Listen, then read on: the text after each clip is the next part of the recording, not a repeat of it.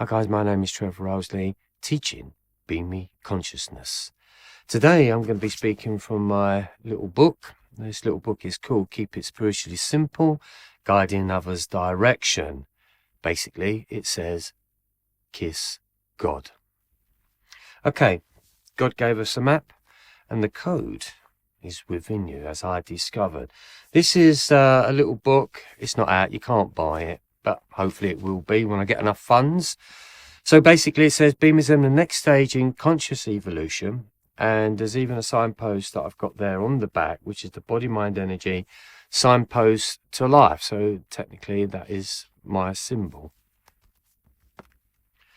So today I'm going to be speaking about a code that was given to me, and it's called Smile, I See a Blue Glad Be Me. Now, I see is written with the letter I and the letter C. So, smile, I see a blue glad be me. When that very first came to me, I thought, what does that mean? And as I've said to you on many videos before, the process was about a discovery. And if you could discover what was happening, then you would become enlightened because it would all make sense. So it was a process of treasure hunting, let's call it that. It felt like I was on a treasure hunt. And if I got one part of the map right, then I was led on to the next part of the map, almost like the Caribbean, Pirates of the Caribbean. Same sort of thing with Jack Sparrow. He's got a map, you know. But he's going to go for a lot of disasters before he can actually get to the treasure, right? So it means the same thing. Smile, I see a blue glad be me. I'll read out the complete message, and it says this. See miracles in little events, inspiring consciousness, awakening beautiful, lovable, universal entities, giving love always divinely, beautifully, mindfully, eternally. So that's what it means. Smile, I see a blue glad be me. So let's break it down. Smile, see miracles in little events. Just to give you an idea or a story, one of my mate's mums died. And he wasn't sure how he was going to handle it or how he was going to react to the situation. Of course, we see death as a final part of the story, don't we? And nobody likes to see that happen.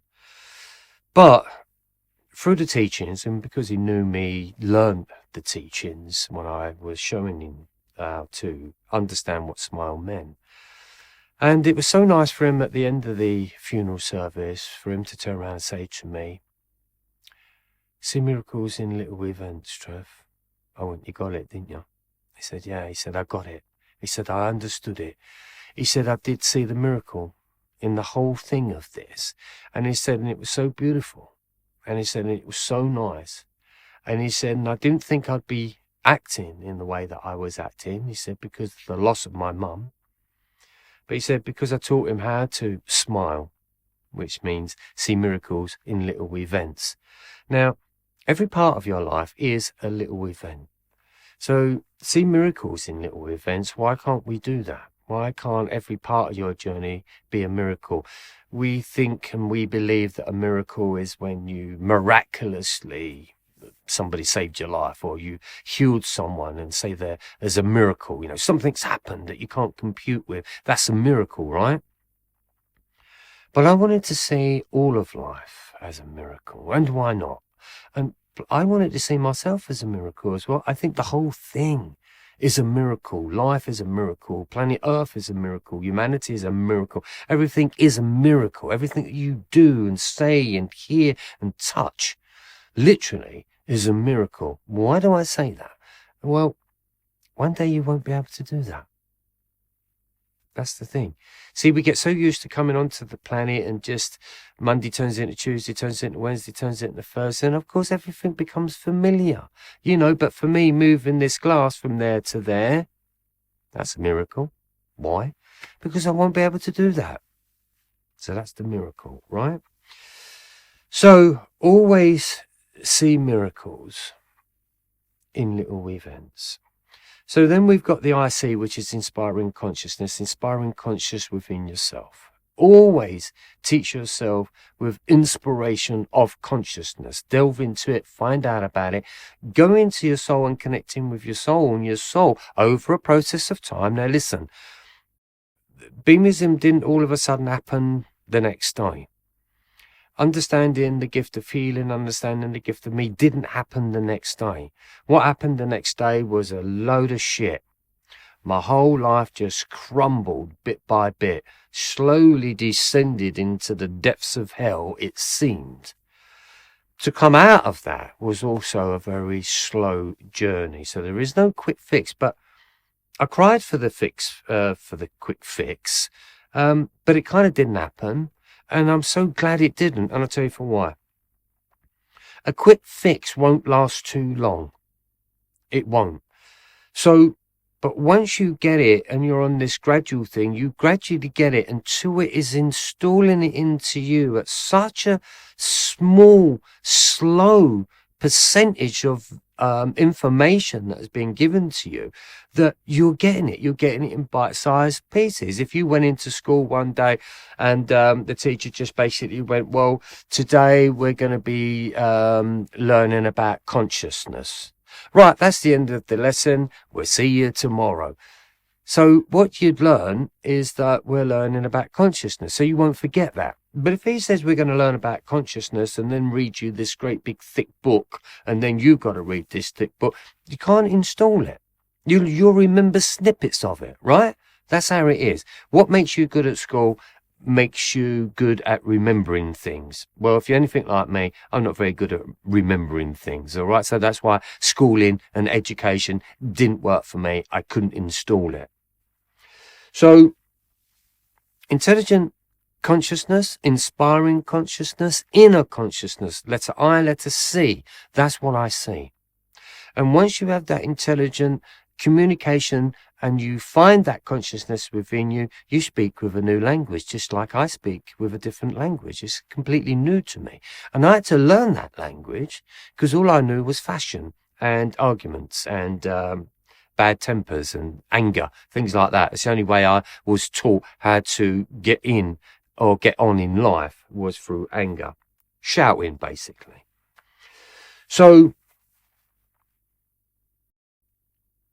inspiring consciousness is something that be amazed about.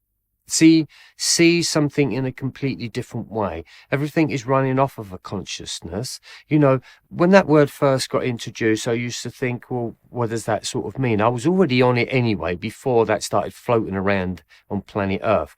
And everyone was trying to understand what consciousness was, and consciousness meant this, and consciousness meant that. But here's the truth of our artwork. If you really want to find out what consciousness meant, you'd have to go and dig up the man or woman that actually created that word in the first place. Because whatever being made that word called consciousness, you need to find out what he meant by that. You see what I'm saying? So I'll always go to the truth of something, and then I'll go to the truth of it again, that if it was made up by a human being, then it kind of really wasn't real, was it really? Because it's just made up. It wasn't what the planet was before we came here. Awakening. Smile, I see, A for awakening. We've got to awaken now because this is it. This is a major turning point in humanity of whether or not we stay asleep or we wake up. And how nice would it be? Because what it is, you're now in control of your future generations, because the way this is all being determined is determining our future. So you have the right to be able to choose where this goes from this. And hopefully a lot more people are going to wake up. If a lot more people were more into the spiritual, there'd be less opposing what's going on with the fear-based factors of the virus, right? So if we was all on the spiritual trip, then we would become the masses, and then they would become the little people. The dark will become the little, right? So we need to inspire consciousness. That means by awakening, seeing what's happening, awakening to what you think, awakening to what you feel, and awakening to your reactions to any given circumstance in your life. Always fathom out whether it's good for your awakening. Awakening, blue. Blue means beautiful, lovable, universal entities. And why not? We are. We are beautiful, lovable, universal entities. At its core, we are definitely that. But you've lost the beauty. You've lost your lovableness. And you've lost the universal side of you. Entity you can fit with, but entity is a word you probably won't use that much. But we are entities. An entity is something that means it has no identity. I'm just an entity, right? So smile, I see a blue glad. Glad means giving love always divinely. Glad, giving love always divinely. Or give love away daily. Glad. Isn't that a great acronym for the word glad? Give love away daily. I mean, when this comes from, trust me, guys, I'm not that clever to work this stuff out. I had to work it out once it was given to me, though. That was very hard. I'm trying to give it to you in a very simple way. Give love away always divinely. Giving love always divine. I can't even read my own writing.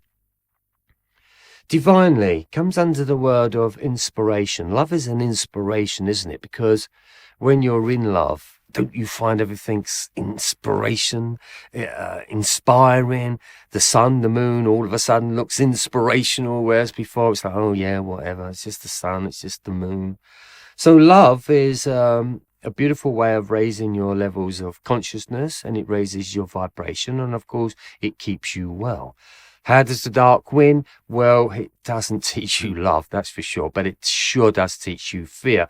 So that's why I always say you must learn from the fear, which means don't be like them arseholes that just, yeah, shouldn't even be here.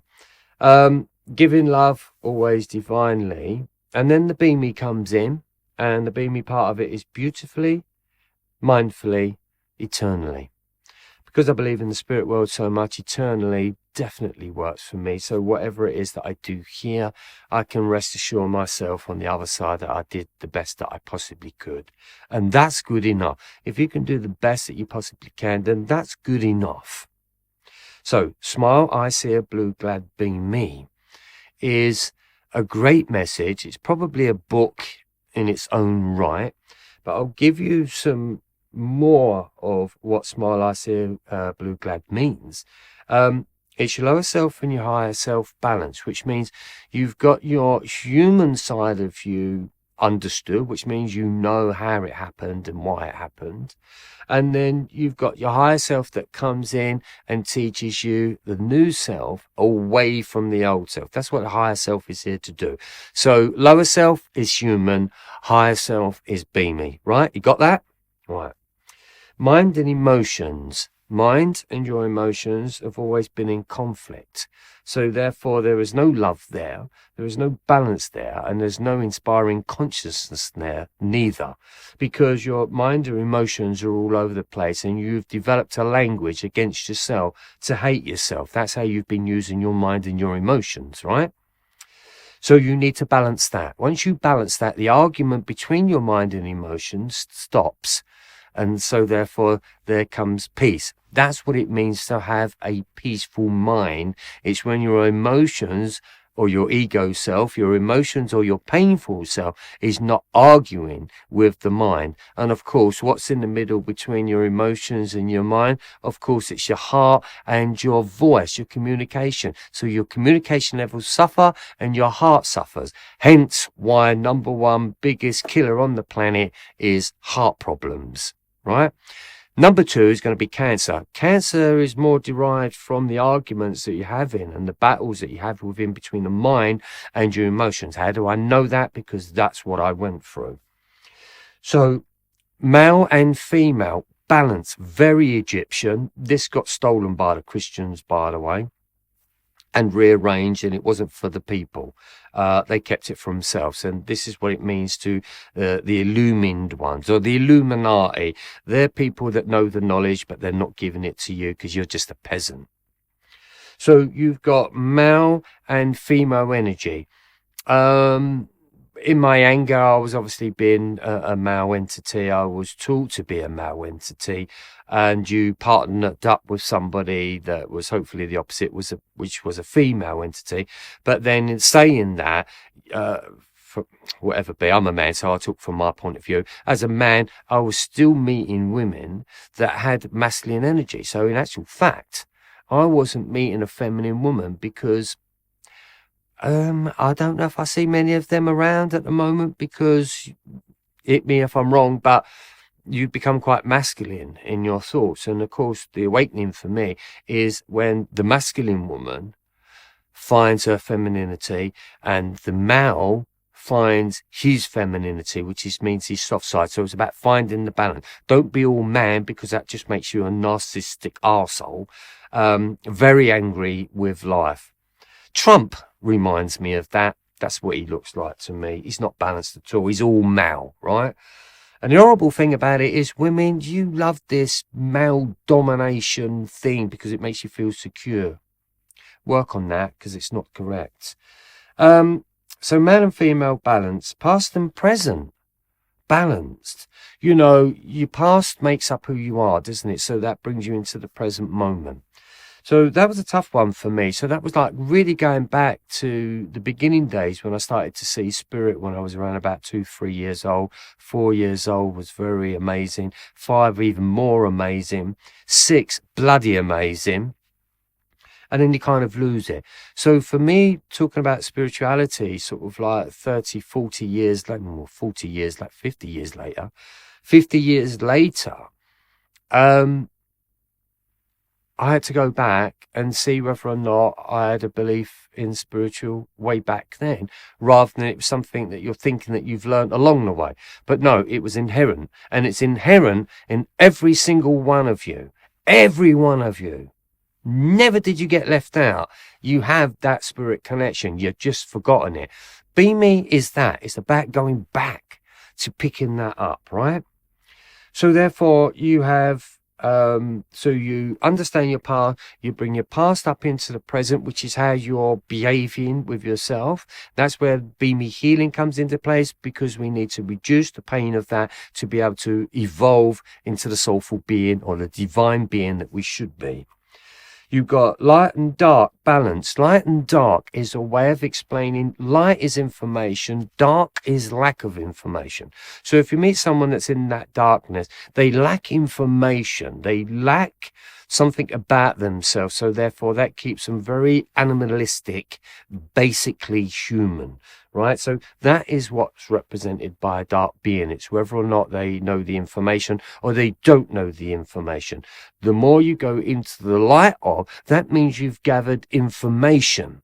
That's why we say love and light. Love and light is information. Information about love, right? Ego self and true self, balanced. Ego self, strange word, ego, don't like it. It works with the Be Me though, because of it being an E sounding word at the end of Be Me. So therefore, ego self versus true self. What is ego self? Let's just slash that and just say, do you know what? Cut to the chase, is called human. But don't be trying to understand ego, because that's just the splinter. Cut it. Ego self is all 100% human. But because spiritual teachers still teach in human ways, they have to say it's an ego. Whereas I teach in Be Me ways, and that ego is definitely 100% human all the way. So that needs to be balanced. Painful self, loving self. See how we're working here? It's two ends of the scale. You're in the painful self. When you're in the painful self, what do you want? Well, you want to be in the loving self, don't you? You're never in the loving self and go, oh, I think I'll have some painful self. Never. So always looking at where the place that you're at, to how you want to get out of that. So therefore, if you're in a painful self, of course you want to be out of pain, don't you? So being out of pain is to discover the loving self. The loving self, Be Me. Again, we've got old Be Me, new Be Me, two balanced things completely. So therefore, the old Be Me is my human programming. The new be me is me being me, which is pulling me away from that programming. And in the dark night of the soul pulls you away from being a human being. That's why you get lost and you get confused, because you don't know what's happening, but your soul actually knows what's happening. The soul knows the way home. The human has no idea even where it lives on planet Earth. So old be me, new be me, balance. I know this all sounds difficult, but I've gave you the easy bits. These are the answers. It's like Buddhist principles, you know, let's give you the 7 principles. I'll give you the 7 principles. You can go and spend 50 years meditating on them to see if they're right. That's why we still got Buddhists and lamas. They still not found it.